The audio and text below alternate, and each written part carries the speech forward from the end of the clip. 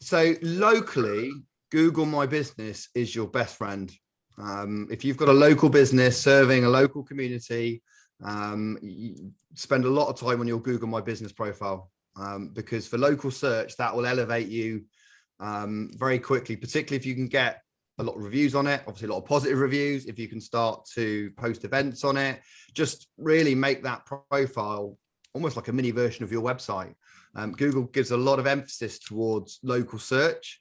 If you were searching for an electrician, you would get a map with where they are, and you would pick out the one with multiple 5-star reviews and a proper profile with proper opening times and images and case studies potentially. You can actually do a lot with Google My Business. So certainly for a local business, I would, you should not overlook that. In terms of the knowledge center, again, again, it all comes back to what I said at the start. You need to know who your ideal client is and ideal customers. If they're local, then you would focus your content on the local market and local people and helping them out. And you position yourself as the ambassador for the local area. If you were, more nationally focused, then you'd probably want to be a little bit tighter with who your audience was, because you've got a lot more people involved.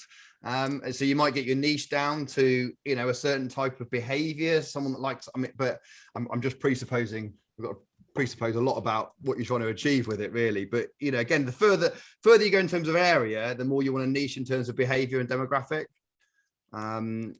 Whereas if locally, you can just set yourself up as the kind of local shortbread person, or as it were. Does that help, Maggie? Sorry, do you mind what you're doing? I might give you a bit more context.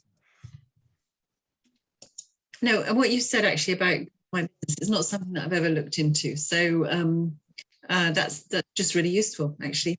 And I'll have a little look at that. Are you aiming locally, are you? Not particularly, but and it would be great. Google My Business is just great anyway. Particularly local. I mean, if you're a local electrician or something, you could, because most people don't know this stuff and most people don't do it very well. You could. Yeah, no, it'd be great to build more locally, definitely. Yeah. So we kind of covered. No worries. Thank you. No, thanks for asking a question, because that's, I want to make this as useful as possible. So we've done 1, crystal clear objective; 2, not boring; 3, clear positioning, which is what we've talked through now. And we kind of talked a little about 4 as well, which is be personable and relatable. People buy from people, even B2C. Make sure that your marketing's got you on it, got your team on it. Be brave, be human. Don't just be, stock imageries. And it never always strikes me. You go to a local business and they always talk about, we do this as though there's some massive corporate entity. Me and we as a business or as a team, or kind of talk about themselves in the third person. But there's just a one-man band. It's like, just say who you are. Give us a photo of it. Show us your dog. Give us, let us know who you are. Let us get in a little bit. We want to kind of know who you are. Our About Us page is, from all intents and purposes, fairly well hidden. I've spoken to my team about this, making it a little bit more prevalent, but it is still one of the most visited pages on our website. We've got staff bio videos for every whole-time member staff's got a bio video on there. And it's a lot of people remark, I've already met you all. It's like, because they've been on and they've watched all our bio videos. And you can make them just on a phone real quick. It's not a hard thing to do. So, just show who you are. Because again, no one can copy and paste that. No one can nick that. It's you. You can't be repeated, can't come anywhere else. So that's number 4. I've touched a little bit on number 5, right? Video content now is dominating all facets of internet life. Obviously TikTok is a massive social platform that's coming up on bite-sized videos, but YouTube has been around for a while. Again, it's the second biggest search engine behind Google. You want to get video content out there. And if you don't, you're going to start to get massively left behind now. And it's not, you don't have to worry. It's not big budget. You can shoot this stuff on phones nowadays. Just takes a little bit of thought. Marcus Sheridan's book, They Ask You Answer, will tell you exactly what you need to go and do. But you and your team, just be helpful, passionately educate your prospects, like I said, and just get up on video. We're using QR codes now on our flyers and our our physical marketing, sending people to a video or sending them to a landing page that's then got a bit of multimedia behind it. A couple of years ago, I've been like, QR codes, no one uses them. But funny enough, since the pandemic, everybody now knows what a QR code is, and people are actually largely able to use it. So that you can use thumbnail images on marketing material. You know, if it's printed material, you can have a little thumbnail in there and basically telling people, if you go to our website, there's going to be a really useful video there. Why don't you go and watch it? And that again gets them engaged, gets them into your funnels. Dan, can I just say make a comment in there? Yes. What you're suggesting for some people, and that would have included me in the past, may sound quite complex. Okay, yeah. And you know that there's a principle of keeping it simple. Yeah. All I would say is this is the new keeping it simple. You've got to use technology, AI, Google, things like this, because that has replaced hard copies, paper, and all that. So, you know, this is where businesses need to adapt, because the younger audience does this all day long and are very au fait with it. So one of the comments I would make is, it isn't complex anymore. It is the norm. We just need to use it. Yeah, and the quality of the cameras now on any smartphone is absolutely fit for purpose. I mean, you might want to get a microphone, you might want to get a stand, but it is super easy. And you've got a lot to talk about. All of us here are experts in our own business. If you think about, just first thing to do is think about, well, what are the things I always have to tell people when they first inquire? Well, that'll be the first set of videos you're going to do, because you're going to educate people and you're going to tell them all the stuff that you would tell them anyway if they inquired, and you've just suddenly chopped that bit out of the sales cycle because they already know the difference between a canoe and a kayak. You know, if they just bothered to watch the video. We see where people get lost. It's like there is in your email a turn-by-turn time-lapse video of how to get to any of our sites from a point in Bewley. It's like you've got that and a postcode, and they just, but they don't read the email. That's the problem. And we didn't think to open the email. But yeah, you've got to provide the resources and everything. I'm not screen sharing. We'll pop it back up because I think that might help help a little bit. So we are crystal clear, not boring. 1, 2, 3. We've done 5 video. I mean, we've done a lot of work around video at New Forest Activities. We've employed an apprentice, a digital marketing apprentice, a girl called Eva. She's been amazing. We've given her a lot of guidance. It's not accidental that she's really good, but she is producing 3 to 4 videos a week now. And we've got a digital SR. We've got a couple of decent microphones, but we've probably spent no more than a couple of grand, and that would include a Mac, a couple of years old, but a MacBook for her. And we are able to massively scale what we do in terms of video content. And I mean, have a look around New Forest Activities now. It's not perfect, we still want to grow and do more, but our knowledge center has got a lot of video in it. All our web pages have got a lot of video in it. It's and she's been great. If you and they always say, like, if you haven't got an in-house function, you're not doing enough of it. And that for us was if we can't be outsourcing our video. It's expensive, it's time consuming, we've got to do it ourselves. And it's made my staff step up. There's videos with pretty much most of the team at some point have done a talking head, and but they enjoy it, and it's not everybody's thing, but it is, they're experts, they know what they want about. Just talk, tell everybody, and it is drawing people to us. It is working. So number 6 here is awards and accreditations. Obviously, New Forest Business Partnership run their awards every year. There's probably award winners that don't tell people that they've won an award, or they hide it, or they don't give people they don't show people, because again, it's proof, isn't it? It's third-party proof that you're really good at what you do. If you've got it, show it off. Again, I don't know if it's an English thing, but you've got to get out there and show people to it. Within that as well is links to independent review sites. So they're all listed there, really. Google, TripAdvisor, Trustpilot. It'll be different depending if you're in the trade or whether you're like us, an attraction. But you want to do everything you can to showcase those reviews, because again, this is what people need nowadays. Testimonials, which is number 8. 5-6 years ago, you might get away with testimonials, but now people need that independent proof. I mean, we always, you know, I don't know who leaves reviews for toasters on Amazon, but someone does. And you've all read them, haven't you? You know, you've bought something really small on Amazon, but you've still looked at the reviews. You think, who do they have reviews, you know, multi-plug adapters or something, but someone does. And a lot of our buying decisions are based on them. So you need to lean into it. You need to lean into it by showing them off.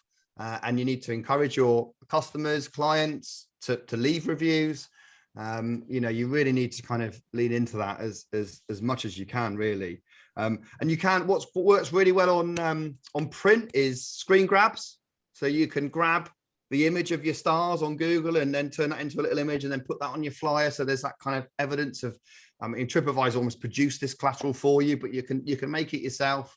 You know, it's really important that you show that off, because testimonials kind of fit a little bit more in telling the story from the customer's perspective. It allows you to dive a little bit deeper into it, like almost like case studies, particularly if you've got a very complex and long, like if you're like a project and you know, it's a long tail kind of contracts that you do, you want to kind of, testimonials are a great way to kind of show off what you do. But, you know, again, you want to make sure you've got plenty of those on your website. There's a couple of hard and fast stuff. I mean, you know, again, just want to make sure that you get testimonials there as well.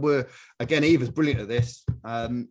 Video testimonials. She'll go up after the team building event and speak to the person that booked it and say, have 5 minutes just to answer a few questions. She'll ask the questions, person responds, and then she cuts the video, cuts out the questions, you just get the response. And then she interlays that with what happened on the event. And so the client actually gets quite a nice video, but we get a wonderful testimonial off the back of it. And again, this is just done with a handheld camera, you know, 10 minutes at the end of an event. It's not pre-scripted, it's not pre-planned. And it just resonates, I think, with our audience. Again, I'm using both video and testimonials on one thing, but testimonials are important. And then the last two, which absolutely, again, can't be overstated. Strong offer. And I've just done quite a lot of work on offers, really. And this is not discounts. This is adding value. How can you create more value than anybody else in your marketplace? How can you offer a product or a service that has more to it than anybody else in your marketplace? And how can you make an offer so strong that people would feel stupid if they didn't take you up on it? And again, I mean, this is possibly time for another session, but you can, I mean, you've probably seen offer stacks and bonus stacks and things like that in online stuff, but you know, offers aren't discounts. They are about giving as much value as you possibly can. And really getting really clear on what actually is the end goal for my customer. So for example, a mum booking a kid's birthday party with us, well, one of the problems you might have is communicating with all the other parents or getting the party invite sorted, or a bit worried about maybe what we're going to do about the cake. So if we can provide a kids party that also sends out party invites, communicates directly with some of the other parents, or at least gives her a series of videos and content that she can pass on through the WhatsApp group, that's really helpful. And but then we should put that into our offer. It's not just a kids party, it also includes all this extra stuff. And then you can actually charge a premium price rather than a discount, and it's still an offer. So that kind of makes sense. You know, offers are not discounts, because discounts will kill your margins. You know, want to add value, but obviously be mindful of your margins as well. You know, you got to bear that into mind. And then finally, clear calls to action. What do you want people to do? Why should they do it right now? Because in 10 minutes time, they'll have forgotten all about you. They'll have gone to another 5 websites or another Facebook page, or they'll have picked up another flyer, or they'll have put yours down. And you know, if you don't get the offer and the call to action now, then you know, chances are you're going to kind of lose them. And the call to action might be just download this helpful guide to planning a kid's birthday party. And they'll download the guide, and then you've got an opportunity then to kind of follow up and move on. I'm going to stop the screen share, and I think we've got 5 minutes maybe for quick Q&A. Rob, does that work?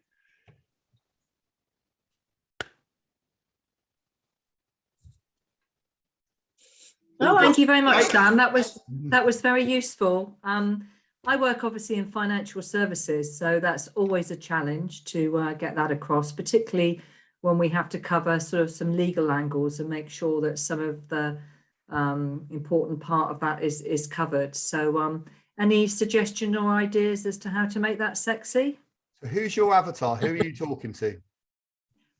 Mostly looking for people to introduce us to individuals that are looking for help with their finances. Majority of our work comes from accountants or solicitors. So they refer you through, because yours is about people that are struggling and they just want to kind of refinance everything and come into one point. I would say the best bit of content is for you. You want to be that reassurer and say, look, you know, people do end up in pretty sticky situations, and we know it's stressful. But we've got a solution. There's a solution here, because there's these, you know, what are the three things you must do when you're worried about debt? I don't know the answer, but you probably do. And yeah, everybody's got an individual situation. Everybody's got a story. Obviously, some of them are quite sad, but the majority of the solution is if you strip away the emotion, the business decision becomes clear. That's all very well to say, but you know, for those individuals that are in those situations, that's not always as easy as it sounds. No, and I think you have to have a compassionate voice to what you're saying here. But you will have, I mean, if you think about the advice that you give out every single day, you could produce content just giving that advice out. Does that kind of make sense? You know, yeah, it does. Thank you. And that would then position yourself as, oh, these people are really helpful. They kind of, you know, it's that would be how I would sort of play it, really. It's the persona that Elaine puts across when she comes to these meetings. If you can capture that in print or on screen, Elaine, that's the kind of tone of voice that you could really build on. Kate, I think you had something you wanted to say. Yeah, I was so I was obviously just making some notes when Sam was talking, and then also while he was talking, I was looking at your website. So you've got a little button on there, request a callback. How useful and how much, you know, business does that generate? Yeah, a lot of callbacks actually from that. I'm trying to remember the company. It's a widget. It's basically what happens when you click on that button. It rings in our office. Yeah. Instantly. And then we pick it up, and then it rings your phone. Right. We get a lot through that actually. I can find out. I can't remember off the top of the hand who it is. Response IQ. There you go. That's the company that does it. We pay there's quite a low base, and then you pay sort of per lead effectively off of it. Right. Yeah, Response IQ is that widget. Response IQ, right? Okay. Yeah, and you get lots of tracking details and data and the other thing I will say that we do as well that has been a bit of a game changer for us. We have a call answering service, so we don't miss a call. So if we don't pick up the call, or people phone on a Saturday when we're really busy or we're in the middle of a meeting, we've got a company that'll answer the phone for us, and they'll take the lead, because there's no point doing amazing marketing if you don't pick up your phone. I mean, you'd not be more. I mean, I've had this when I've tried to get someone to fix my garage door. It's like I've phoned 3 companies, not a single of them answered their bloody phone. It's like, trying to do business with you and you don't even answer your phone. And that helps. But we had to train them about the Response IQ, because I was like, hang on a minute, if normally they used to like answer, it's like, you phone me. No, you phone me. We had to do it. But they do get told, they can see that it's a Response IQ and work with that. But phone answering service for us has been a game changer. We did, our business, all intents and purposes, certainly with the B2C stuff, doubled last summer from previous years, and we had the same number of staff effectively in the office. But we had a lot more online bookings. There's a massive move to digital, but also with the phone answering service, we were able to still serve all our customers. And it's nice. Some people know it's a phone answering service. They say hello, New Forest activities. I mean, it's good. I don't want to keep going on about that, but yeah, I will bang the drum. Make sure your phone gets answered. Because Response IQ won't work if you don't answer your phone. So just very quickly, something else you mentioned, which I had never heard of before, but I don't know anything about marketing. So this is all very useful for me and us. The Google My Business, which I also just had a look at, but I've never heard of that before. So, and how beneficial is that? So it used to be Google Maps. and then it was Google Places. They kind of flirted around with, what was their failed social thing? Google Plus. Google Plus. There we go. And it's finally landed. It's Google My Business. It's a tool for business owners to communicate with their prospects and their leads.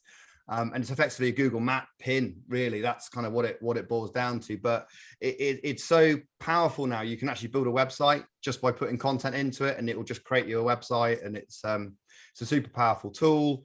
You can treat it like a feed. You can put events on there. You can put posts on there. But it's where people review you. So if people have reviewed you on Google, it's in your Google My Business profile.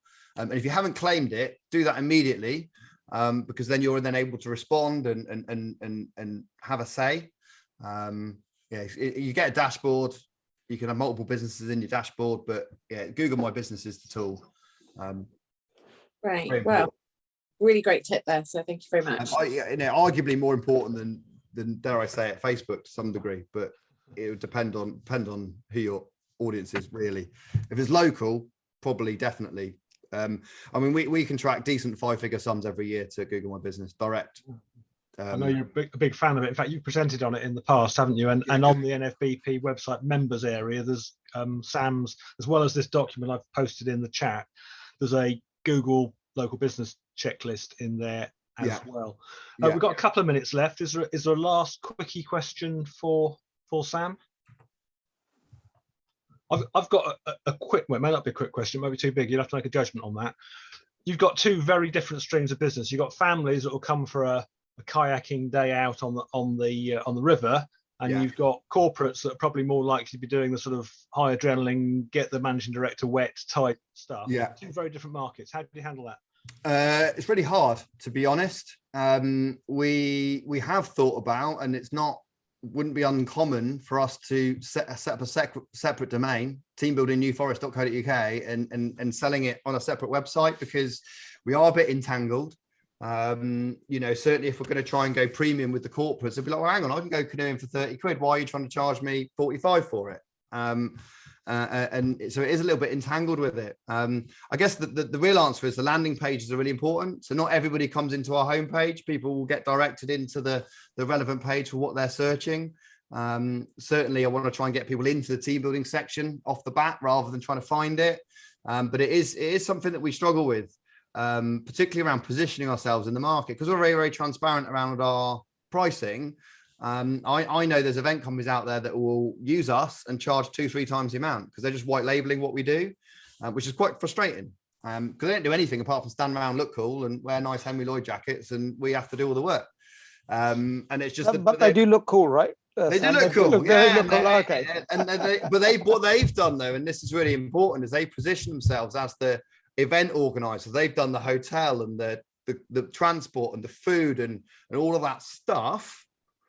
And basically added a margin across the board. But for the client, the customer, that's what they need. They want someone to take it all away from me, do the work, and so we can relax and we can enjoy the event, and we don't mind paying the margin. And we're actually in the midst of a bit of a project around this, Rob, to make our offer a little bit more inclusive, a little bit more standout. And my stuff, I hate dealing with the hotels. It's a real pain because I've got to get the dietaries and the rooms. I was like, we just need to charge for it then. But at the moment we're not charging for it. We're just doing it to help the client. But if we had a more encompassing service that was very clear what we were doing, we would position ourselves a lot better. But it is hard, because you are like, and the answer would be really, we want teambuilding.co, teambuilding New Forest or something. It's hard. And but it's about getting the offers right. I think that's where we're going with it now, to try and make a very compelling corporate offer.